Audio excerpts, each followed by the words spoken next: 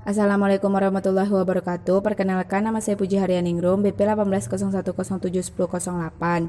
Baiklah, saya akan melanjutkan untuk menjelaskan materi portofolio tentang obligasi.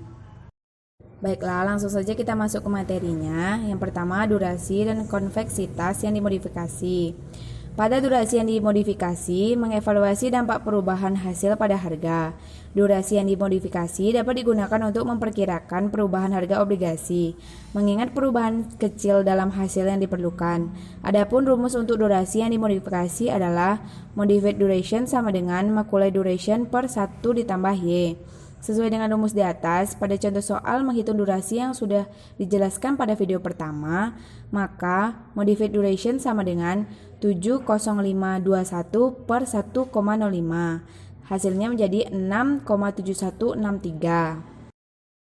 Di sini, jika imbal hasil atau Y meningkat menjadi 5,1%, dengan rumus durasi yang dimodifikasi dimungkinkan untuk menghitung perkiraan perubahan harga obligasi.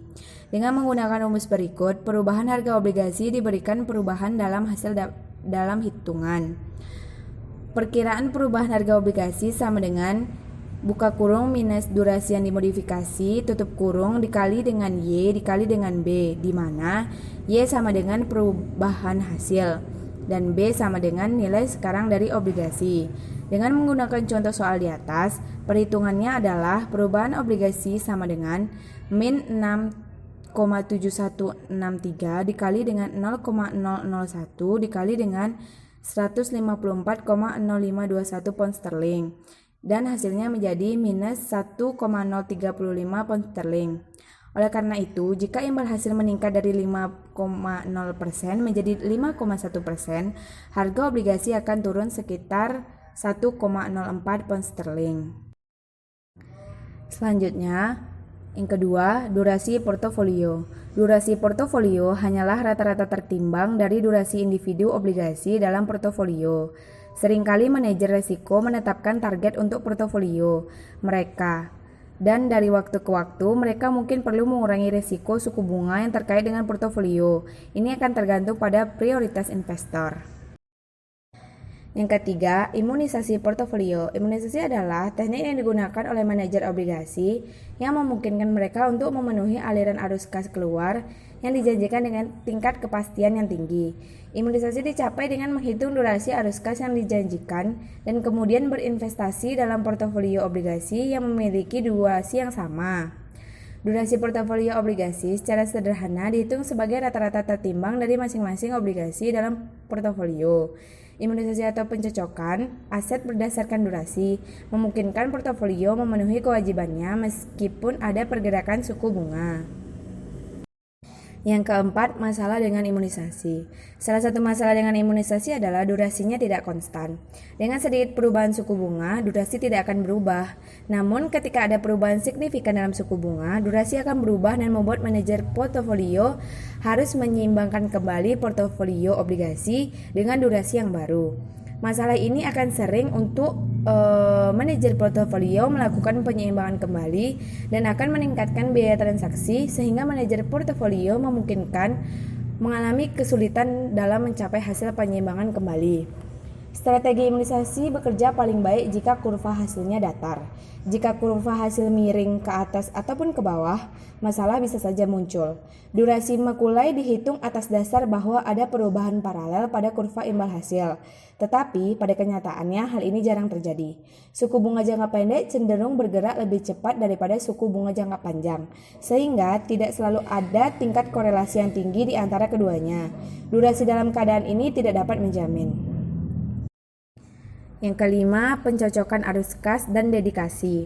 Salah satu solusi untuk masalah yang terkait dengan imunisasi portofolio adalah dengan membeli obligasi tanpa kupon yang memberikan pembayaran dalam jumlah yang cukup untuk mencocokkan proyeksi arus kas keluar.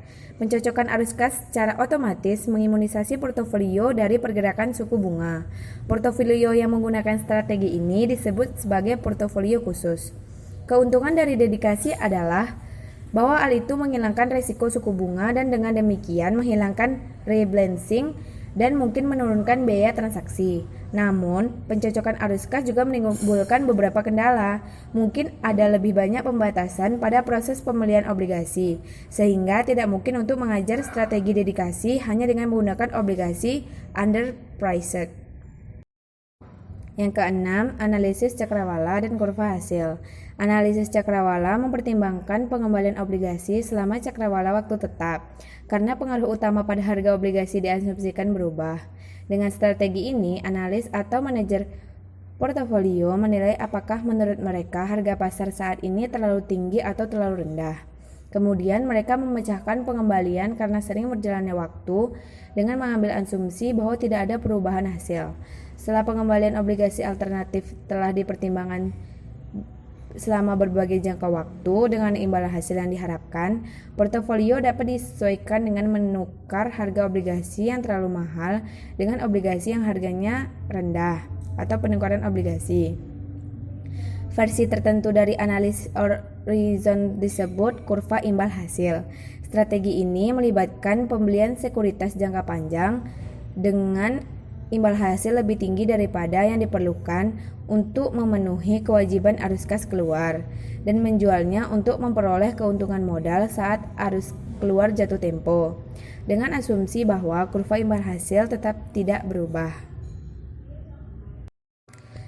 Yang ketujuh, pengukuran kinerja portofolio investasi. Kinerja portofolio obligasi dapat diukur dengan menghitung excess return terhadap durasi relatif, di mana ukuran risiko adalah durasi. Dapat menggunakan rumus sebagai berikut. Excess return to relative duration sama dengan RP dikurang RF per DP dibagi dengan DM, di mana RP sama dengan pengembalian portofolio, RF sama dengan pengembalian bebas risiko selama periode yang sama, DP sama dengan durasi portofolio, dan DM sama dengan relatif terhadap pasar.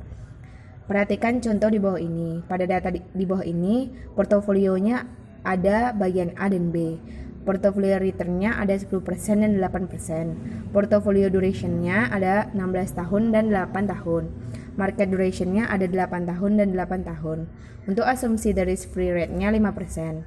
Maka, sesuai dengan rumus di atas, portofolio O sama dengan 10 dikurang 5 per 16 dibagi 8 sama dengan 2,5. Untuk portofolio B sama dengan 8 dikurang 5 per 8 dibagi 8 sama dengan 3. Sekian penjelasan materi dari saya. Assalamualaikum warahmatullahi wabarakatuh.